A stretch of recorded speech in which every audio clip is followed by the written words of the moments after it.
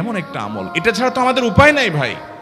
ইস্তেগফার আমাদের দুনিয়ার পেরেশানি দূর করবে, আখিরাতের পেরেশানি দূর করবে। দুনিয়ার পেরেশানি আমাদের বিপদ আপদ মুসিবত এগুলো, রিজিকের অনটন অভাব এগুলা, আর আখিরাতের পেরেশানি হলো আমাদের পাপ গুনাহ এগুলা।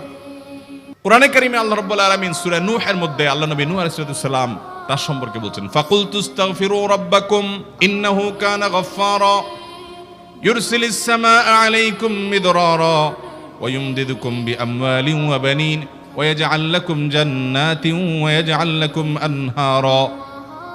তিনি বলেন, আমি বলেছি আমার জাতিকে তোমরা ইস্তেগফার করো, আল্লাহর কাছে ইস্তেগফারটা করতে থাকো। রুটি রুজি নাই, চাকরি নাই, ইনকাম নাই, ব্যবসা খারাপ যাচ্ছে, পেরেশানি হচ্ছে, ইস্তেগফার ধরো, কি হবে? ইন্নাহু কানা গাফফারা। যদি ইস্তেগফার করো, এক নম্বর লাভ হলো আল্লাহ মাফ করে দিবেন গুনাহ। ইউরসিলিস সামাআ আলাইকুম মিদরারা, যাতে ফসল ভালো হয়, রিজিক ভালো হয় সেই ব্যবস্থা আল্লাহ করবেন। ওয়া ইউমদিদুকুম বিআমওয়ালিন ওয়া বানিন, ছেলে মেয়ে হয় না অথবা ভালো ছেলে মেয়ে নাই, আল্লাহ তাআলা নেক সন্তান দিয়ে তোমাকে শক্তিশালী করবেন, সম্পদ দিয়ে শক্তিশালী করবেন। ওয়া ইয়াজআল লাকুম জান্নাতিন ওয়া ইয়াজআল লাকুম আনহারা, আল্লাহ তাআলা প্রসবন দিবেন, ফসল দিবেন, বরকত দিবেন রুজিতে। কিসের মাধ্যমে? ইস্তেগফার। কিসের মাধ্যমে ভাই?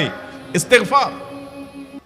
আহা, ইস্তেগফারের আমল আমাদের দেশে মানুষ আমরা জানি না ভাই। এটাও আরবদেরকে আমি দেখেছি, সারাক্ষণ তারা অবসর সময়গুলোতে ইস্তেগফার করতে থাকে। আস্তাগফিরুল্লাহ ওয়া আতুবু ইলাইহি, আস্তাগফিরুল্লাহ, আস্তাগফিরুল্লাহ। মানে কি?